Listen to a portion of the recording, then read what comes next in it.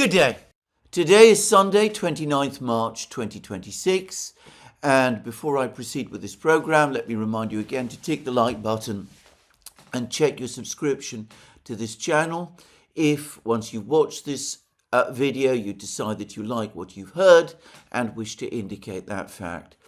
Now, to return to a topic I discussed in a program a few days ago, I'm sorry to say that the channel that I was talking about, the one that uses a false version of my identity, is still up there and continues to attract views.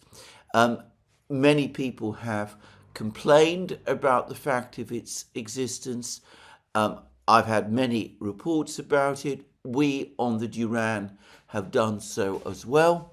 I have no doubt that it will be taken down in due course. In the meantime, all I can say is please remember that it has absolutely nothing to do with me. In fact, I find the whole topic of channels of this kind distressing.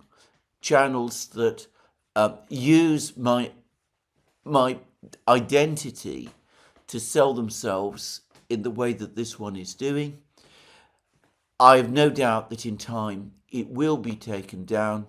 And please remember again what I have said in the past.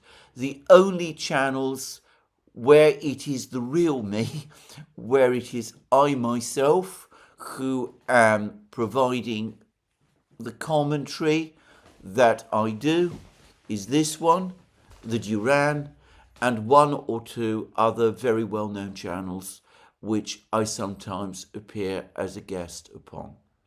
Anyway, that is all I'm going to say about this topic. I want to accept, of course, to thank all of those who are writing to me with expressions of concern about this. The matter, I am aware of it. We at the Duran are aware of it. We are doing something, what we can, about it. We do believe it will be eventually resolved. In the meantime, well, I've said, I think, all that I can, except to wish everybody who has written to me on this unhappy subject, to wish them all a great thank you. Now, let's turn to the topics of today's program. And again, I'm going to start with the situation in the Middle East. And the situation in the Middle East continues to be the same as always. The Strait of Hormuz remains closed.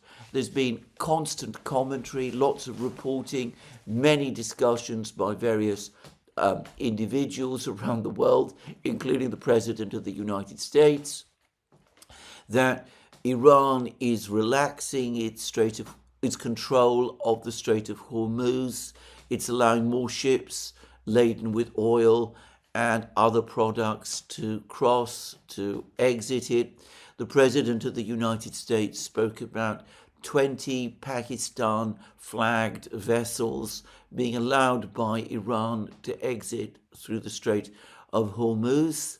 I've seen no evidence to support the last claim. And for the record, my own understanding is that the reality is, if anything, the opposite. That over the last couple of days, the Iranians have actually tightened control of the Strait of Hormuz. They're allowing fewer ships to pass rather than more of them. So that is what I am actually hearing. We will see what happens in global markets when they open properly tomorrow. But for the moment, the Iranians retain control of the Strait of Hormuz. They show no sign of relaxing or loosening their control. And, well, the problems that the closure, or rather the control of the Strait of Hormuz have been causing, the steep reductions in the availability of oil and of the many other products that are exported through the Persian Gulf, well, all of those problems continue and continue to get worse. Meanwhile, the war goes on, and it's important to talk about the war because I've also noticed that over the last couple of days, the talk about negotiations between the United States and Iran, talk that originated entirely from the United States, talk which basically was focused on comments that were made by the President of the United States himself. Anyway, all of that talk seems to have abated.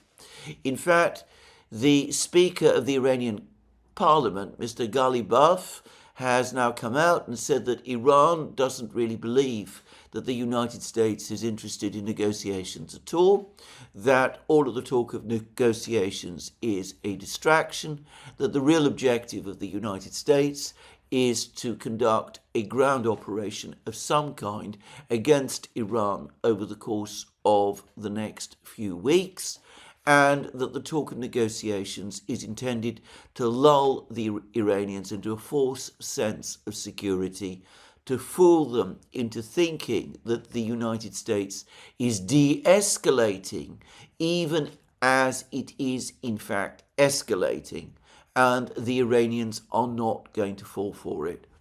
And the Speaker of the Iranian Parliament, and by the way, other Iranian officials, on the topic of some kind of ground operation against Iran by the United States, they are all saying one and the same thing: bring it on.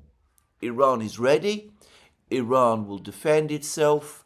Iran will fight and fight these American troops wherever it is that they're sent. And, well, Iran is not going to be intimidated.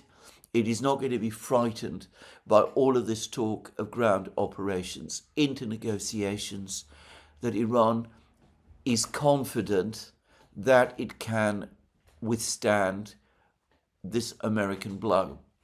Now, it may be that all of these brave words coming from Iran are just that, brave words. Maybe the Iranians are bluffing. Maybe when they say that they are fully capable of meeting head-on any ground operation that takes place and inflicting severe losses and damage on American ground troops, maybe all of that is just bluff, it's just empty rhetoric. Perhaps it should not be taken seriously. However, I have to point this out. If that is so, then it is not consistent with what has happened throughout this war. The Iranians have repeatedly, for the last 2 years, been saying that they have the capability to defend themselves if anyone attacks them. They have repeatedly pointed to their drone capabilities and their missile capabilities. They have repeatedly said that they can strike American bases and radar stations across the Middle East. They said before the attack on the 28th of February that if there was an attack upon them, they would attack those American bases and those facilities across the Middle East. The Iranians said that they held open the possibility that they would tighten and in effect close the Strait of Hormuz if they were attacked. And they also gave warnings to the various Arab states of the Persian Gulf, and by the way, to Israel as well, that any attack upon them would meet a vigorous, powerful response by Iran using its missiles and its drones. And, well, many people, before the 28th of February, I read many articles saying as much, claimed that this was all bluff, claimed that the Iranians, all of these threats the Iranians were making were just empty air, the usual bluster, that kind of thing, that these threats should not be taken seriously, and that almost certainly that misplaced confidence that the Iranians would not be able to act on their threats undoubtedly, in fact, unquestionably played its role in causing the attack on Iran that took place on the 28th of February, with wide assumptions that Iran would not be able to respond with force, that China would prevent Iran from closing the Strait of Hormuz, that if the Strait of Hormuz did close, the effect on the global economy would not be that great, that most of Iran's missiles had already been depleted as a result of the attacks that took place in June of last year, that Iran's drones were ineffective and could not do much in the way of damage, that the Iranian government, that the political system was fragile and weak and ready to collapse like a house of cards. And of course, what turned out was that every single warning, every single threat, if you prefer, that the Iranians made came true. And it turned out that they weren't bluffing after all. And well, here we are in the situation we are in today, 4 weeks on. The fighting continues. There's no sign of any early resolution. And Iran continues to keep the Strait of Hormuz and continues to hit back. So, I personally, given this record, the fact that the Iranians have repeatedly fulfilled their warnings, I would not assume. I think it would be entirely reckless to assume that when they say that they will respond and respond vigorously and successfully to a US ground operation, I personally think it would be utterly reckless to believe that any of that is empty words or some kind of bluff. Now, whether that is well understood in Washington, in the Pentagon, in CENTCOM, the US command that basically appears to be operating this American campaign, or in Israel, or amongst the Persian Gulf states, I don't know. But I would have thought that by now it ought to be obvious that Iranian warnings are not empty, that they should be taken very seriously. Now, I say that because we've had a further article in the Washington Post that talks about ground operations being prepared by the United States. And, well, we're not told the exact size or number or of the forces involved, but the Washington Post says that a plan does exist. Some kind of plan has been cobbled together to conduct some kind of ground operation against Iran. It says that it will not be a full-scale ground offensive against Iran.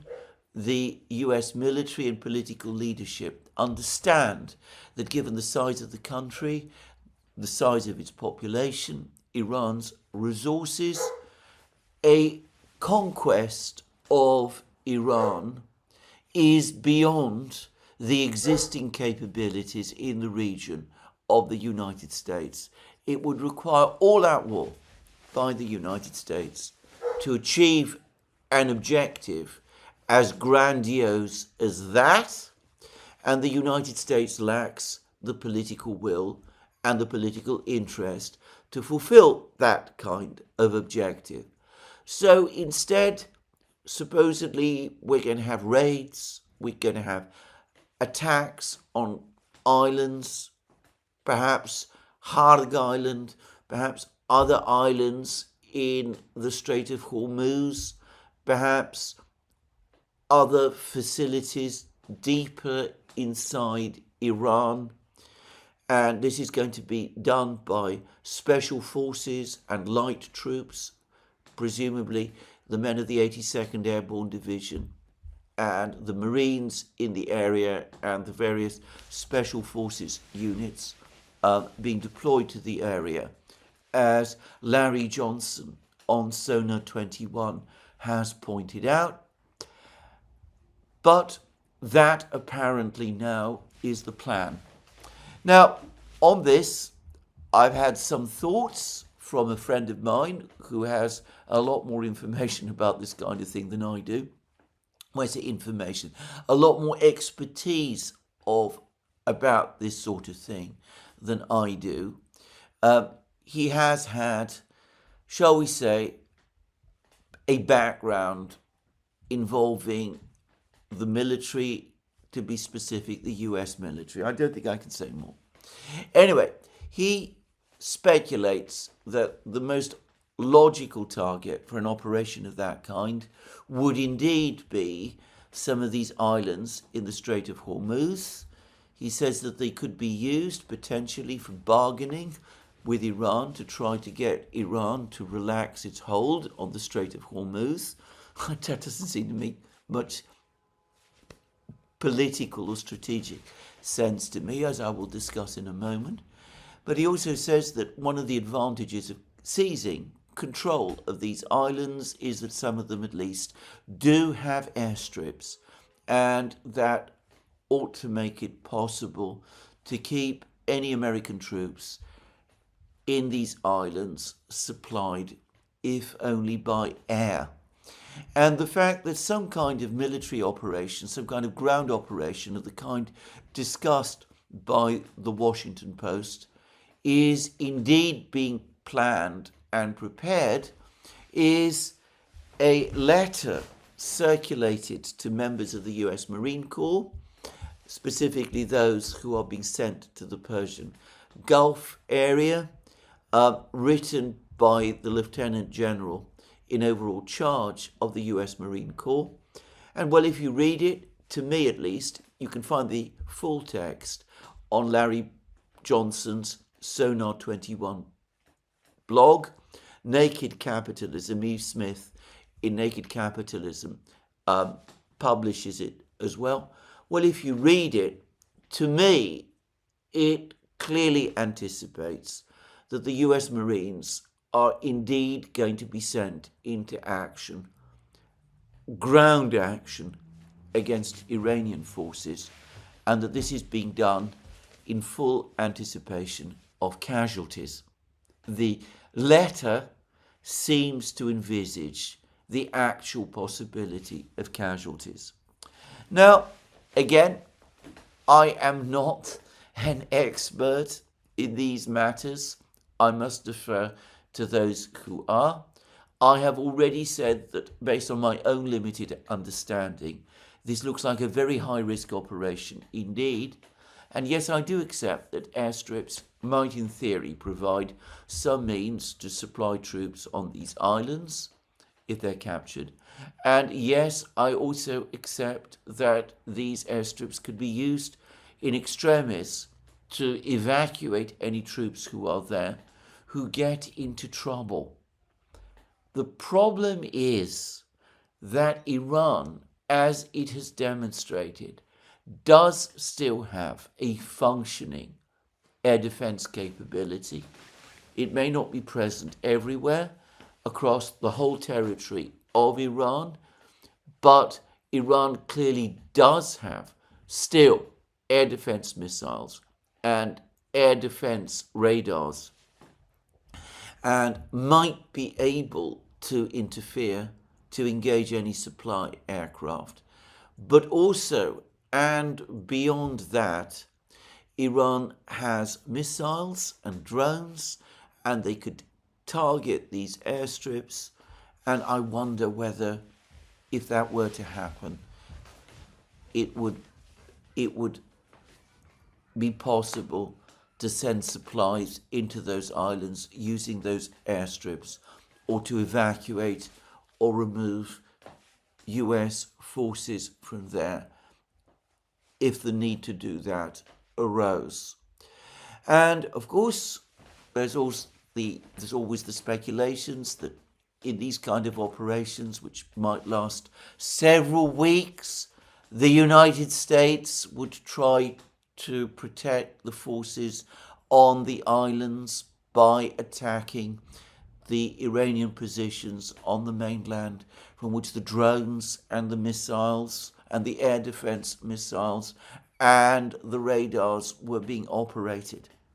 But then we come back to that Financial Times article, which spoke a couple of days ago about how the risk of operations of this kind is that, in fact, instead of strengthening overall the US military position against Iran, what it would do is tie up US resources in trying to defend the troops who found themselves on those islands.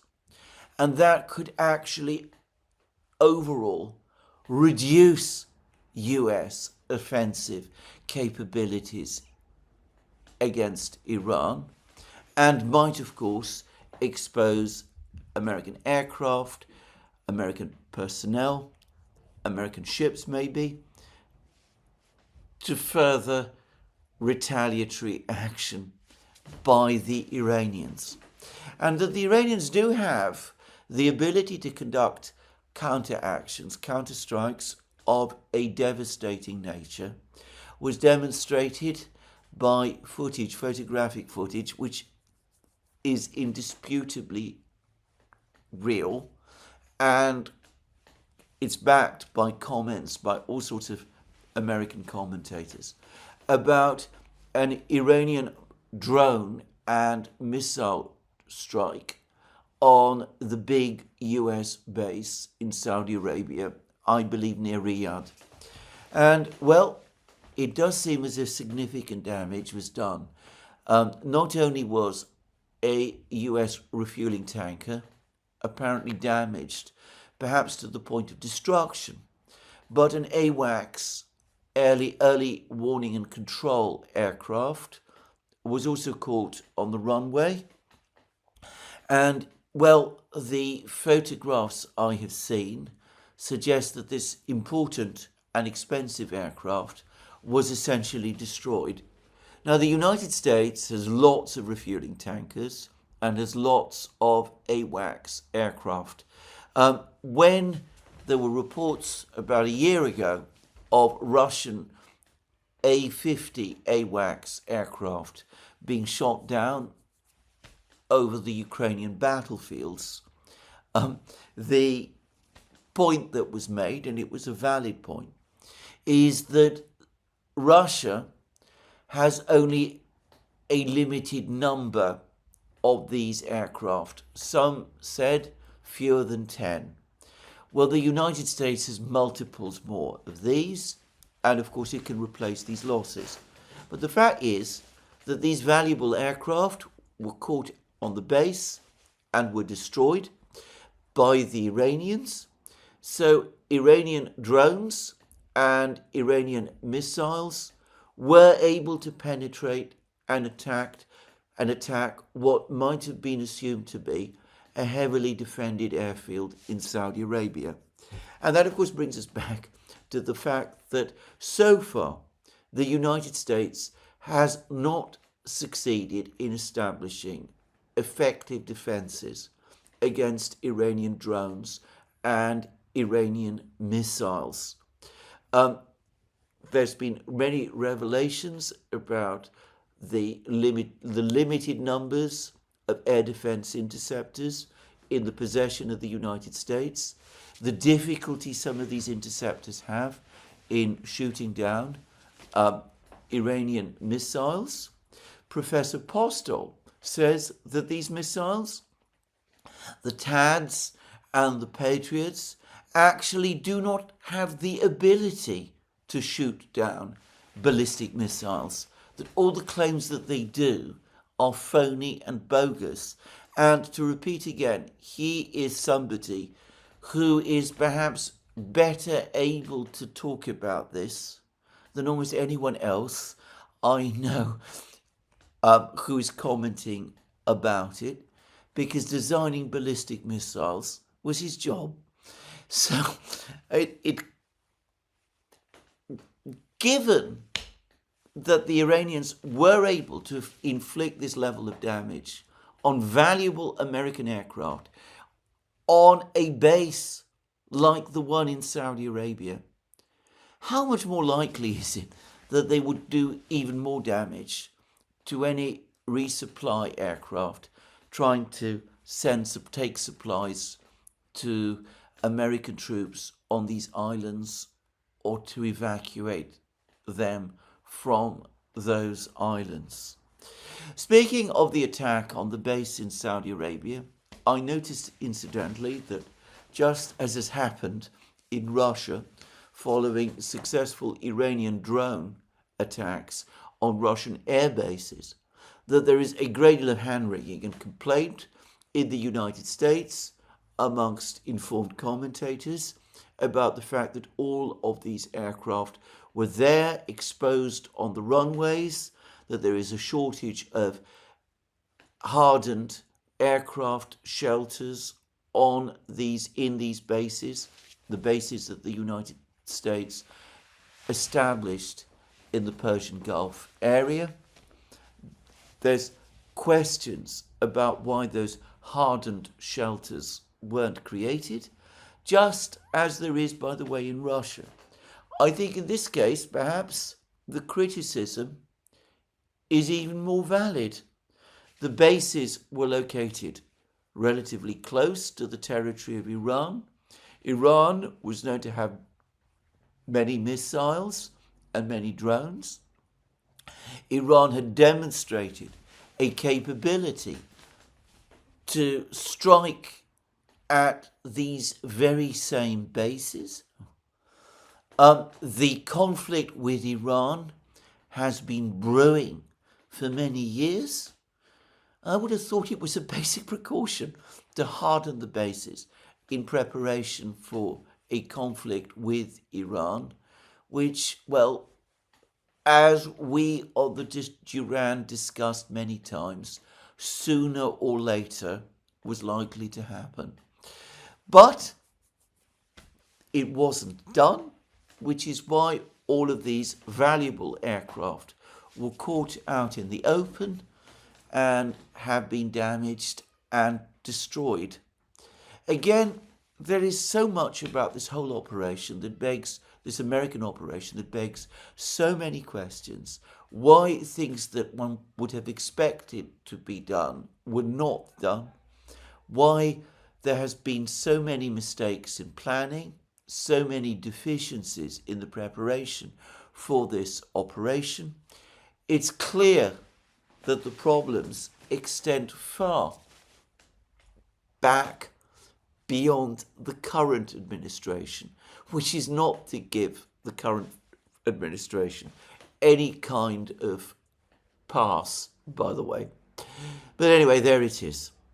Now, Vladimir Zelensky has been saying, the Ukrainians have been saying, that the reason for the successful Iranian strike against this American base in Saudi Arabia was that the Iranians were given information about the presence of American aircraft at this base by the Russians based on data the Russians were obtaining from their satellites.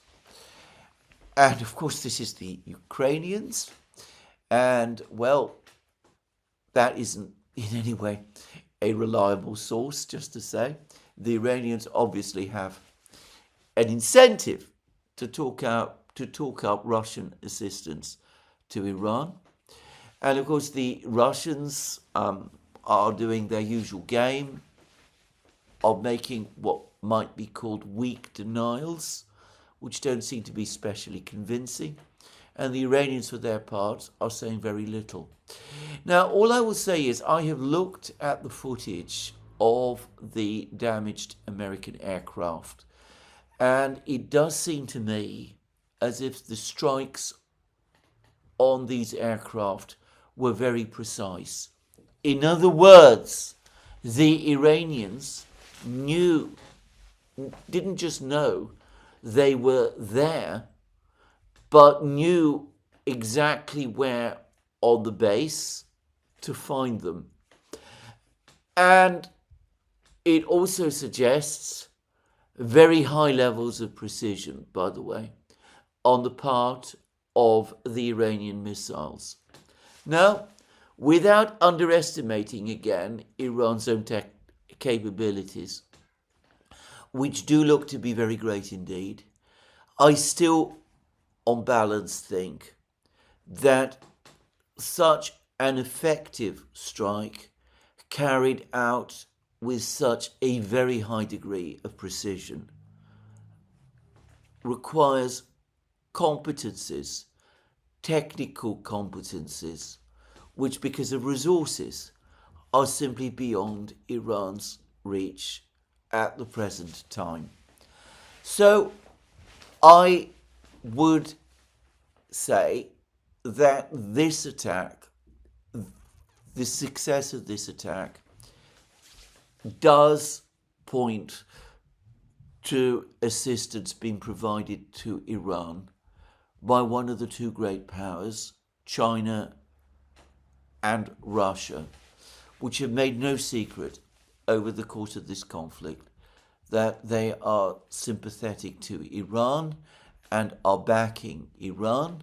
Both China and Russia have partnership agreements with Iran. Iran is a member of the BRICS. And of course, there is also apparently, and it was just agreed a few weeks before the current conflict started, a tripartite agreement of some kind between Russia, Iran, and China, the details of which I don't know, but which was apparently agreed.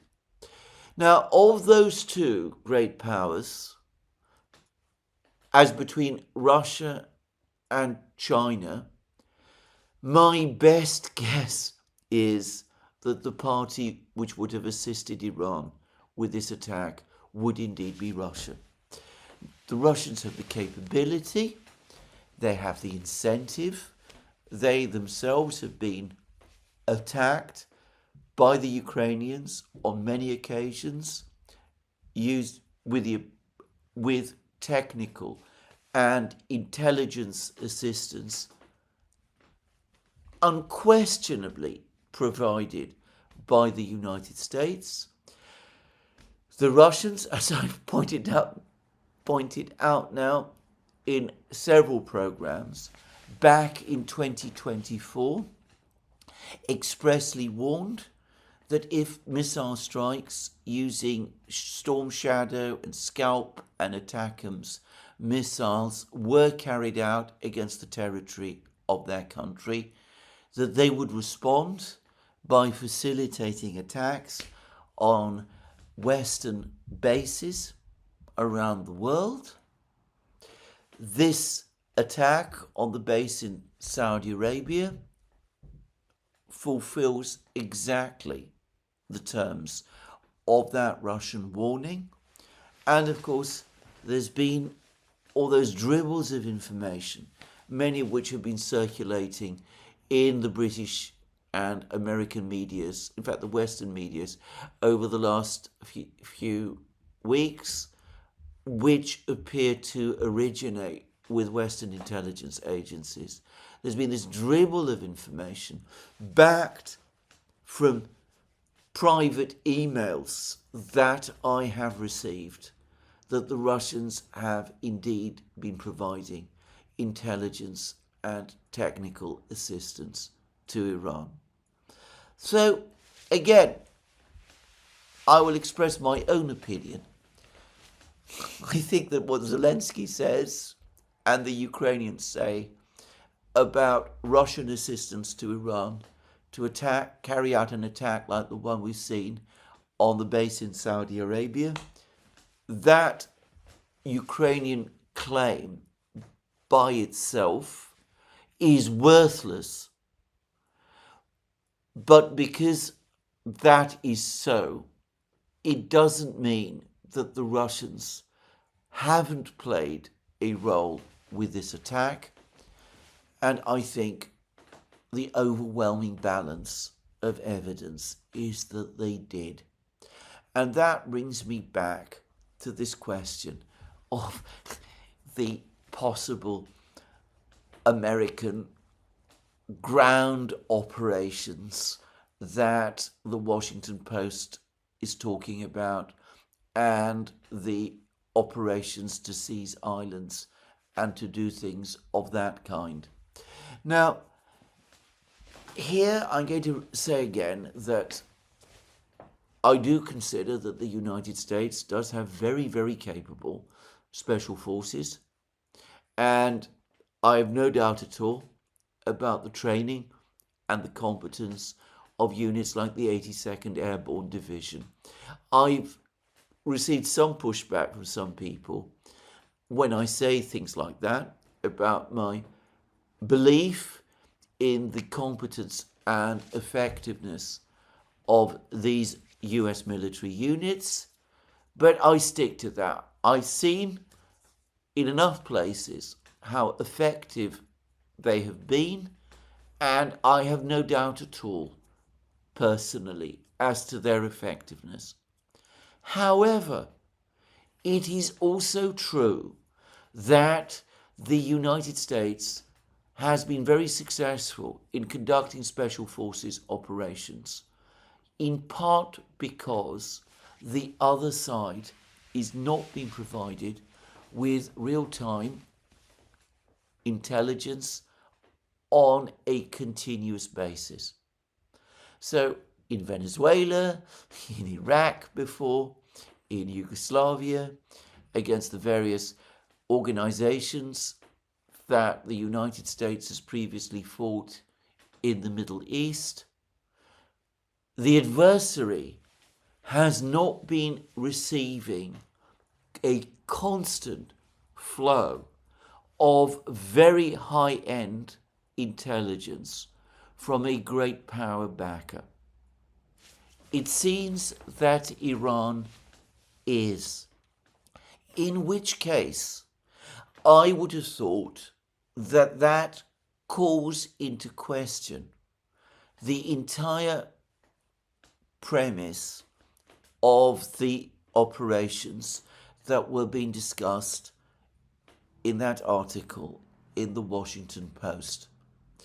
If the Iranians are being told, as they almost certainly are, by the Russians, where the Marines are, where the 82nd Airborne Division troops are, where they're assembling, when they're moving, if the Russians are able to keep track of their communications, and I do understand that it's not easy sometimes to break into the other side's communications and, well, all of that, but again, who knows exactly what the Russians, and the Chinese too, by the way, might be capable of. Then the Iranians are being briefed in advance about these kind of operations and will be prepared for them. At that point, or so it seems to me, they become especially risky and problematic. There was a really good piece that I read somewhere. I think it was on Unheard, the British centre-left magazine, that the United States and Israel are engaged today in a conflict completely different from all of the other conflicts in the Middle East, or indeed throughout the entire post-Cold War period that they have been fighting up to now. Obviously, Iran is a much bigger country than Iraq was, for example. The political system in Iran is completely different and far more deeply rooted than Saddam Hussein's regime was in Iraq. Not that Saddam Hussein did not have significant amount of support from Iraqi society, because he did. The other, however, important difference, and this is unique in terms of all the wars the United States has fought up to now, arguably since Vietnam, is that there is very good reason to believe that the adversary, in this case Iran, is getting intelligence and technical support from America's great power adversaries.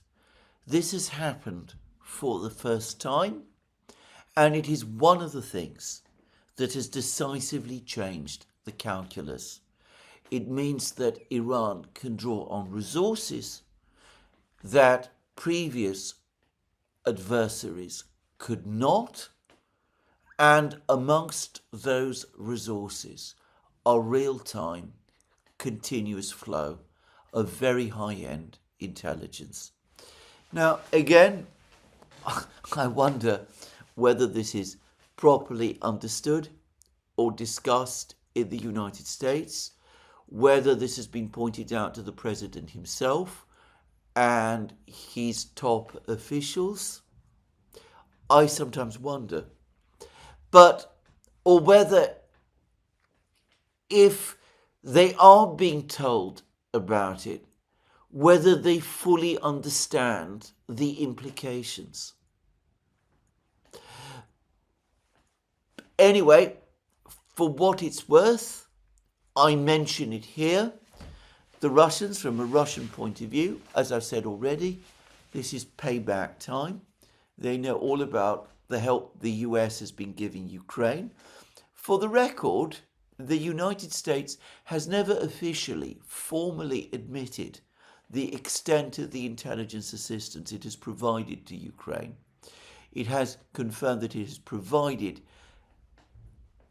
a significant amount of assistance, but it's never provided a full account of the intelligence assistance it does provide, and we should not expect the Russians to do the same. Just saying. But anyway, for the Russians, it is payback time, and of course they're cashing in, and as I've discussed in many programs, this plays anyway to their ultimate geopolitical interests, as it does to China's too, and the Russians are far from oblivious to this. Anyway, that's the situation as of today, it seems to me, in the conflict in the Middle East. We hear less of diplomacy today. There are reports that the Saudi foreign minister is heading to Pakistan. He's supposed to be meeting the foreign ministers of Pakistan, Egypt, and Turkey, all in order to, as the Saudis are saying, try to find some way back from further escalation. I wonder whether the real purpose of this visit by the Saudi foreign minister is, on the contrary, to urge the Pakistanis to conduct some kind of ground operation against Iran themselves. That idea has been floating around. The Pakistanis, like the Kurds, don't seem to be very keen on doing this at all. And quite apart from anything else, they have to worry about what the reaction in India of such an operation would be. And of course, they also have an ongoing conflict with the Taliban across the border in Afghanistan. So I don't think the Pakistanis will be keen to do this at all. There may also be some discussions between the Saudis and the Pakistanis about the transfer of nuclear weapons technology, or even nuclear weapons, from Pakistan to Saudi Arabia.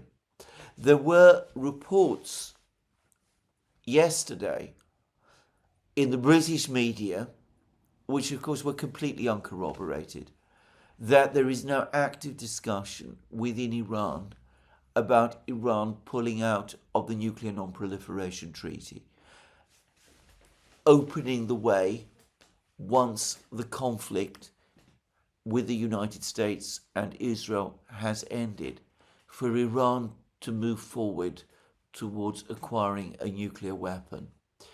But to repeat again, for the moment, this is purely in the area of rumour. I've seen no independent confirmation of anything like that from Iran itself, just saying. And, well, to be frank, there's a lot of things going on, a lot of activity going on in Pakistan. But the Iranians, as I said, remain deeply suspicious of all cause for negotiation. They're saying that there are, in fact, no negotiations underway at all, that Iran is not interested in negotiations at this time, that it has set out its own conditions, which are indeed radical and would represent a massive defeat and a geopolitical revolution in the Middle East if the United States ever conceded them. Anyway, so that's what the Iranians are saying, and as far as I can see, that's where we are. I don't get the sense there's any negotiations. I think the Iranian plan is to keep fighting a war of attrition, which the Iranians have every reason at the present time to believe that they are winning. And given the fact that they are receiving, or appear to be receiving, backing from one and probably two great powers, Russia and China, I don't see why they would feel under any serious pressure to change course. So that, it seems to me, is the reality. Meanwhile, at a regional level, things continue to go their way. The Houthis have conducted their second missile strike against Israel. A member of the community wrote to me, or at least to be more precise, this person wrote in a thread to my previous video that Iranian territory is located significantly closer to Israel than Yemeni territory is. I stand corrected. Mea culpa. I've never been good at reading maps, as I have often said. Anyway, there it is.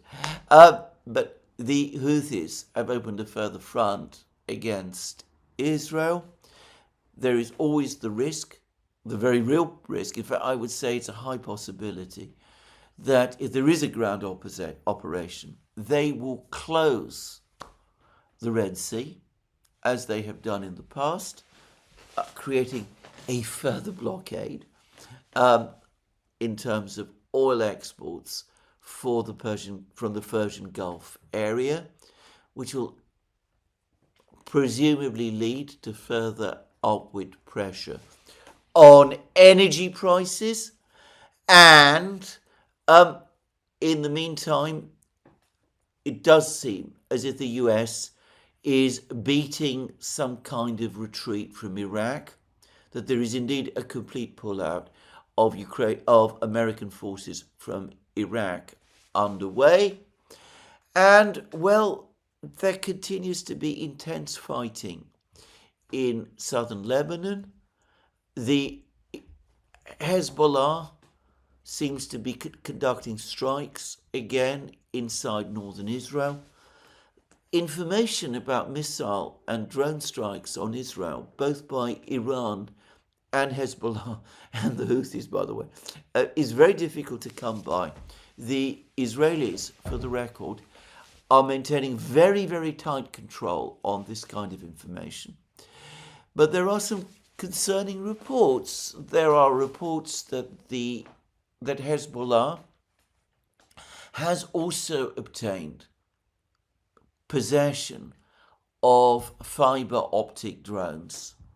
And, well, it's possible that the Iranians and Hezbollah, having seen the success of Russian use of fiber optic drones in the Ukrainian conflict, have developed these drones themselves. But again, isn't it more logical to assume that the Russians, who have a close relationship with Iran, have provided the expertise to make these drones to the Iranians themselves and have probably supplied a certain amount of these drones to Iran? And isn't it at least possible that the Iranians have copied these drones with Russian permission, just as the Russians copied the Shahed drones, the Iranian Shahed drones, and developed the Gerans? And isn't it possible and even likely that as Iran, with the backing of Russia, has developed this fiber optic technology over the last 10 months since the June 2025 war, that Iran has shared it with Hezbollah, and that this explains why Hezbollah is now able to operate fiber optic drones against the Israelis in southern Lebanon and in northern Israel? And, well, there's been some reports about angry complaints from the mayors of Israeli cities in northern Israel about the attacks that are being conducted upon themselves. I believe these reports are true.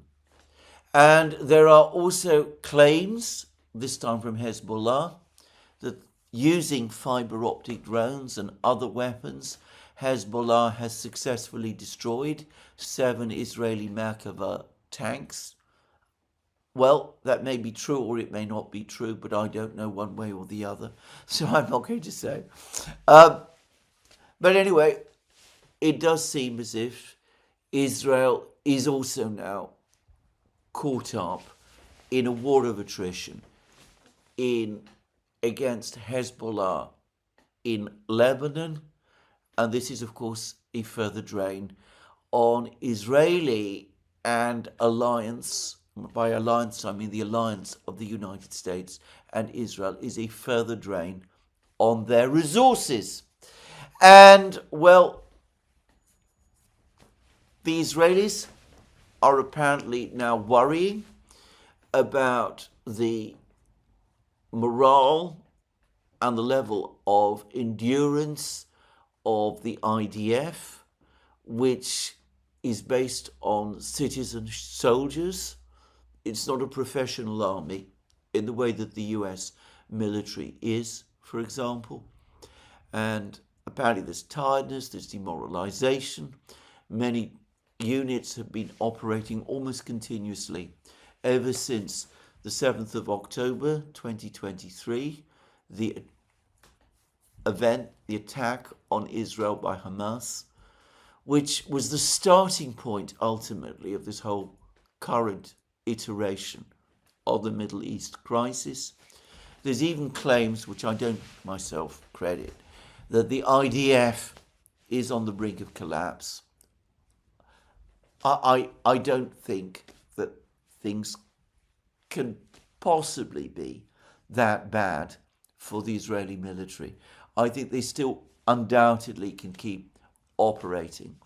And in fact, they also seem to be engaging in Syria as well, where there were reports this morning that they'd captured a small town there.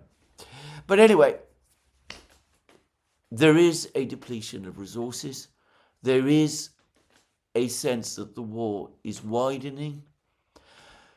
And, well, with every day that passes, it seems to me that the problems for the United States, for Israel, appear to mount. And when I say for the United States, obviously that is the main party to this war. Israel does not have the ability to engage Iran by itself. we are still at that stage in the war when the United States finds it impossible to negotiate with the Iranians based upon Iran's enormous demands. But unless there is a breakthrough, at some point, some kind of negotiation will have to take place, and the United States will at least need to address those Iranian demands, because there may be no alternative. Now, on that topic, I go back to what Dmitry Medvedev was saying in that comment that I discussed yesterday.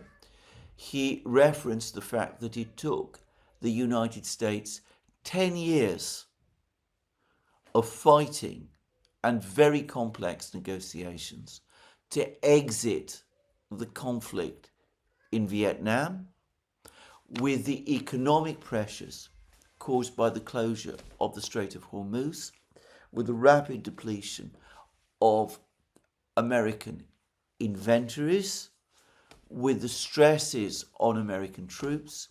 I've been reading, by the way, an astonishing piece in Responsible Statecraft about the USS Gerald Ford. It suggests a carrier that has never really resolved its many teething problems, whose designers embraced complex new technologies that offered little in terms of additional capabilities over and above what already existed, but which increased the costs and reduce the overall reliability of the systems. And, well, it looks as if the Ford is heading back to the United States for many months or even years of repair, with an exhausted and demoralized crew, and is going to be replaced by the George H.W. Bush. But the word also is that the crew of the Lincoln, the current carrier, is also becoming tired, and that it too may have to be taken out of the battle area as well.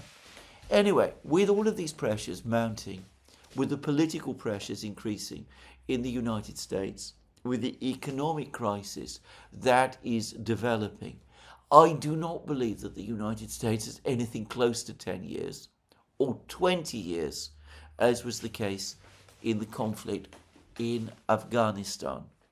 I think that at some point over the next few months, we will start to see pressure within the United States grow, insisting upon some kind of talks with Iran to try and find a way out, and with more and more people in the United States backing concessions to Iran, however difficult those concessions might be. But we're not there yet. As I said, the talk is of escalation.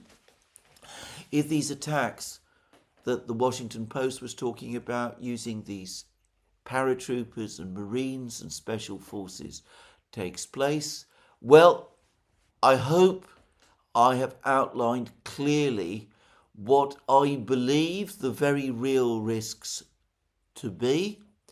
If those operations go wrong, if many valuable soldiers are killed or captured, if some operation is seen to fail, well, the political damage in the United States is going to be considerable. That is going to affect even further the president's authority, and despite the inevitable calls for further escalation that you're likely to see from some people, I think that the mood in the United States will be to push harder for more negotiations, for talks, in order to find some kind of way towards a speedy exit. Now, in these discussions, I mentioned Vladimir Zelensky, and well, he clearly is becoming increasingly worried about the whole situation. He's been on a tour of the Middle East. He's been visiting all the various Gulf states. He's been touting various defense agreements that he claims to have entered into with these states, whereby the Ukrainians supposedly are offering these states anti-drone technology, that the Ukrainians supposedly have this expertise that the Gulf states need.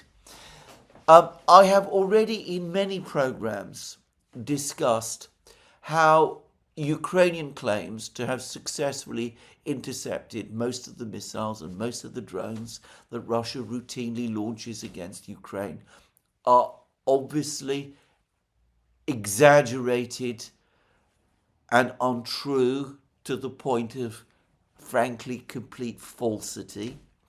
By the way, on that, yesterday Russia conducted another major drone strike across Ukraine, this time with about 400 Geran drones. No missiles apparently used this time. I get the sense that the Russians, seeing the depletion of Ukraine's air defenses,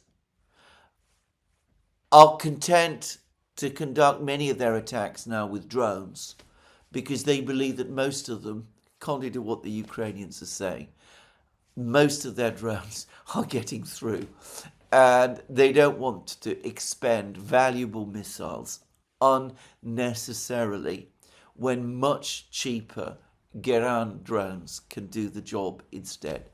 Anyway, I was seeing film of Odessa in complete blackout, of explosions taking place at various points around the outskirts of the city, as presumably Geran drones were crashing and striking their targets and doing significant damage in that way.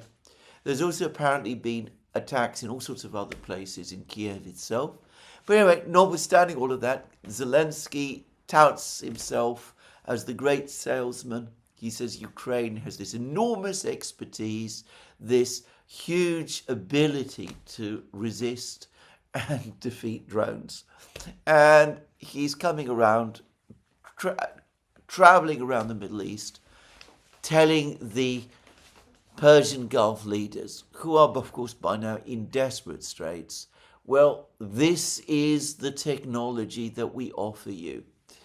There's been a very cruel, mocking video of Zelensky doing this, of him walking across a desert landscape as the drones and the missiles from Iran crash and explode all around him, and he's walking with his great anti-drone technology, which turns out to be a parasol, a beach umbrella. Anyway, I'm not going to. If you want to find this video, I found it quite hilarious. This is my own take.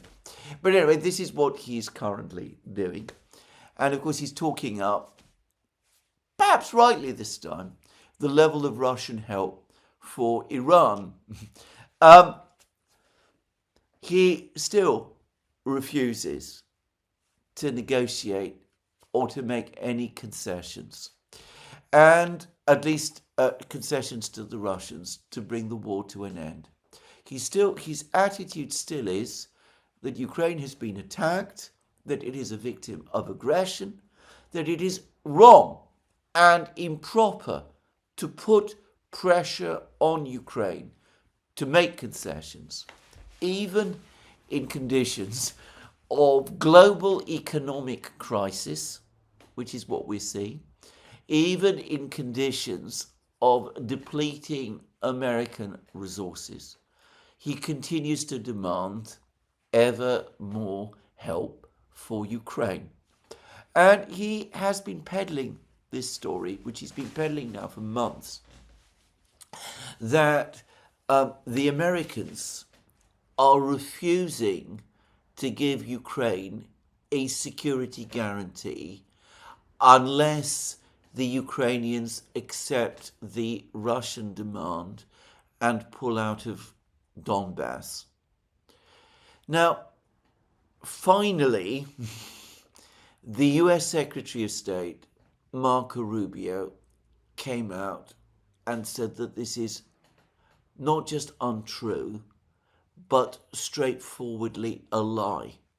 Rubio says that the United States has never linked the question of the United States giving a security guarantee to Ukraine with the issue of a Ukrainian pullback from Donbass.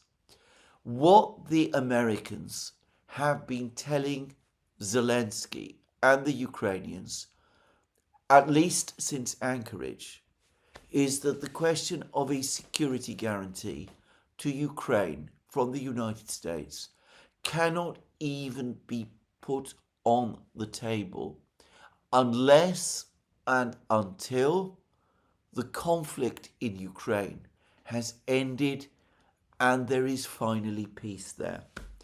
And Rubio has explained it very simply.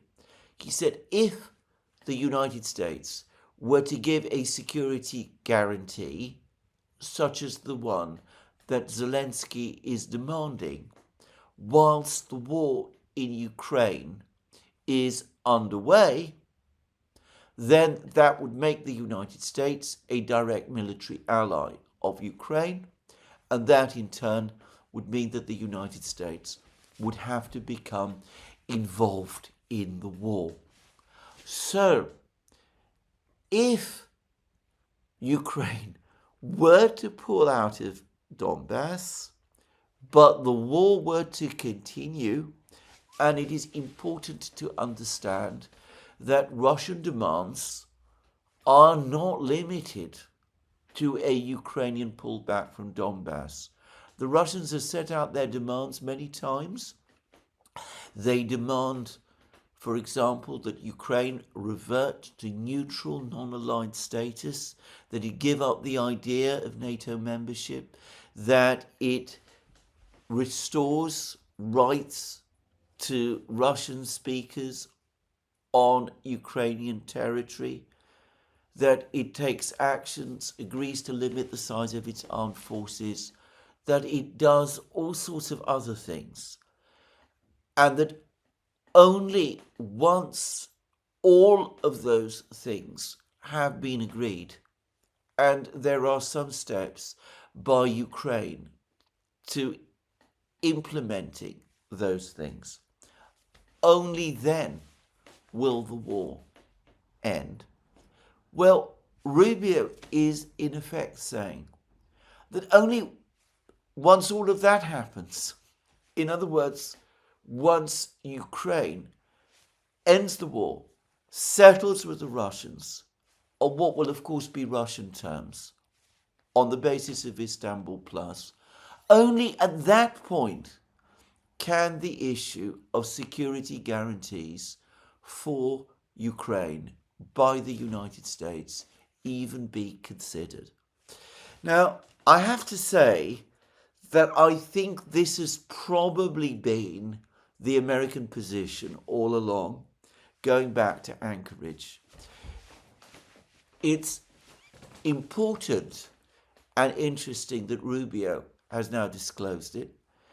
The administration has been holding it back ever since Anchorage, presumably so as not to inflame people in the United States like Lindsey Graham and of course Zelensky's European friends.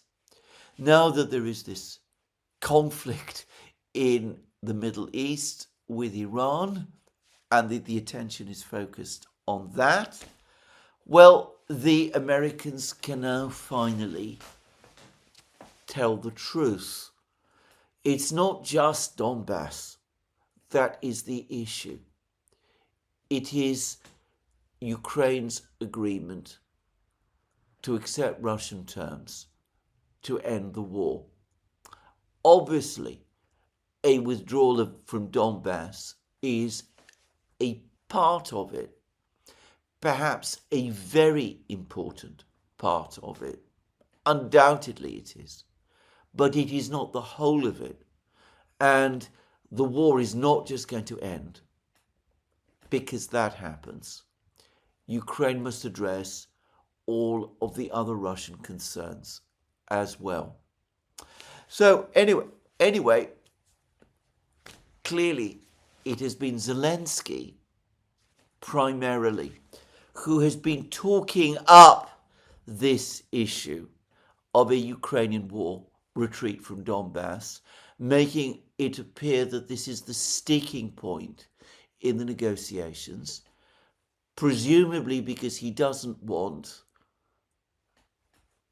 to acknowledge or to get the Americans to acknowledge the sweeping extent of the concessions that the Americans made or pretended to make to the Russians in Anchorage. But we could see that Rubio has finally told us or provided us with the key to the truth. Now, the Russians have seen this, and we've had more comments from Ushakov, and Ushakov says that the Americans are coming up with all kinds of interesting ideas, but they so far have been unable to get the Ukrainians to act on those ideas. The Russians are clearly deeply skeptical about the whole negotiating process. I go further. I'd say that they have given up on the whole negotiating process. Putin supposedly asked, well, the Russians tell us that Putin asked Trump, can you actually really get Zelensky to agree to what we have agreed? In other words, Istanbul Plus. And Trump promised him in Anchorage that he could, and we've seen that in fact and in practice, Trump has not done so. So the Russians are saying it's obvious that the Americans are not going to fulfill what they promised in Anchorage. And this is true. The commentator known as Events in Ukraine has actually made that point.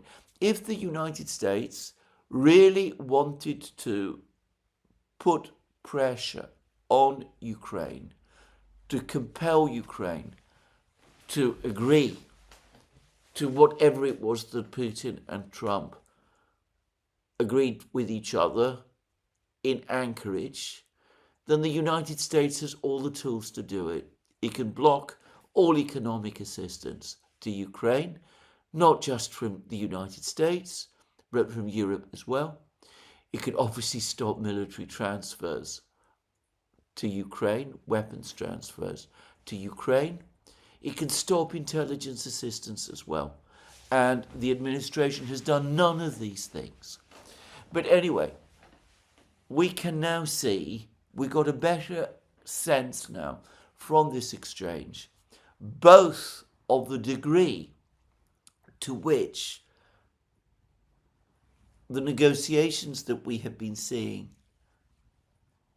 over the last few months have been reported falsely, but perhaps more importantly, confirmation that they are ineffective deadlock, and the extent to which the United States, with a far more severe crisis to worry about in the Middle East, has basically lost patience with Vladimir Zelensky and is now prepared to come out openly and contradict what he says.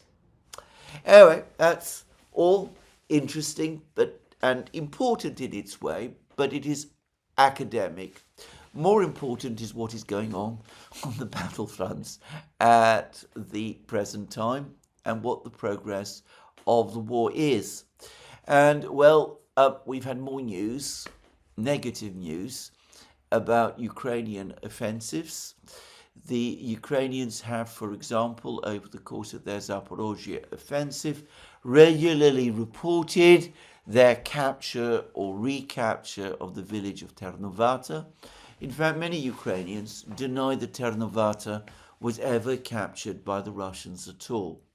Anyway, drone footage has appeared over the last 24 hours of a Ukrainian armoured force trying to break into Ternovata and being destroyed on the outskirts of that important village by the Russians. So the Russians control Ternovata and the Ukrainians have not recaptured it. There's all sorts of people who are trying to claim that the Russians have conducted some kind of successful counterattack and have recaptured Ternovata from the Ukrainians who previously had captured it back. I don't see why we need to engage in these complex theories. There is video footage also showing Russian troops in another village in the Zaporozhye area, the northeastern Zaporozhye area, which the Ukrainians claim to have recaptured. And again, there were the usual speculations. Did the Ukrainians capture it, recapture it as they said? Were the Russians driven out? Is this an isolated pocket of Russian troops who were left behind? Have the Russians conducted a successful counterattack? The explanation, as far as I'm concerned, is perfectly simple. The Russians have always been in control of this village from the moment they captured it. And again, all reports that the Ukrainians had recaptured it were simply wrong. And, well, in the Kupiansk area, a couple of days ago, there were more reports circulating that the Ukrainians supposedly had successfully recaptured all of the city of Kupiansk on the east bank of on the west bank of the Oskol River. And, well, a number of the mapping projects then adjusted their maps and showed, or purported to show, the whole of Kupiansk on the west bank of the Oskol River back under Ukrainian control. But again, over the last 24 hours, another video has appeared showing Ukrainians conducting drone strikes against Russian troops in central Kupiansk, west of the Oskol River. In other words, contradicting those earlier claims. And again, of course, we've had the usual bewilderment. Did the Russians come back? Is it a sabotage and reconnaissance unit? Is it a Russian unit, stragglers who were left behind as the Russians withdrew? Was there a successful Russian counterattack? The reality is, I am sure that the Russians were always there and remain in control. What I think there is little real doubt about is a claim that the Russians made yesterday, that their forces have captured a village called, it's a small town, called Kovsharovka, south of Kupiansk, Uzlovoy, on the east bank of the Oskol River. Now, as I've said many times, I'm the worst person to read maps. But assuming that this Russian claim is true, and it comes from the Ministry of Defense, which makes me think it almost certainly is true, then this must mean that the pocket of Ukrainian resistance east of the Oskol River, the place where Gerasimov and the generals told Putin way back in the autumn that a Ukrainian force of around 5,000 men had been surrounded and placed in a cauldron, that this pocket has finally been squelched, that it's been crushed, and that Ukrainian resistance on the east bank of the Oskol River has finally ended. In which case, that does represent, or so it seems to me, well, maybe not the final end of the Battle of Kupiansk, but almost certainly the last stage towards the final end of the battle for the city and the territory of Kupiansk. It's been a very complicated battle in which the Ukrainians have heavily over-invested resources. Events in Ukraine points out also how heavy Ukrainian losses have been in this attempted counteroffensive that the Ukrainians conducted in northeastern Zaporozhye region. But anyway, it looks as if both of those battles are coming to an end as the spring thaw closes and as we see the first moves towards that big Russian offensive, which I expect, on the pattern of what happened in the last 2 years, will begin sometime in mid-April. Anyway, there we go. This is where I'm going to end the program today. It does seem to me that the global focus has rightly shifted from Ukraine to this confrontation, this epic struggle between Iran, Israel, and the United States in the Middle East. The global repercussions, economic repercussions of this conflict can hardly make it otherwise. But it's important to understand that the Iran conflict and the Ukraine conflict are intimately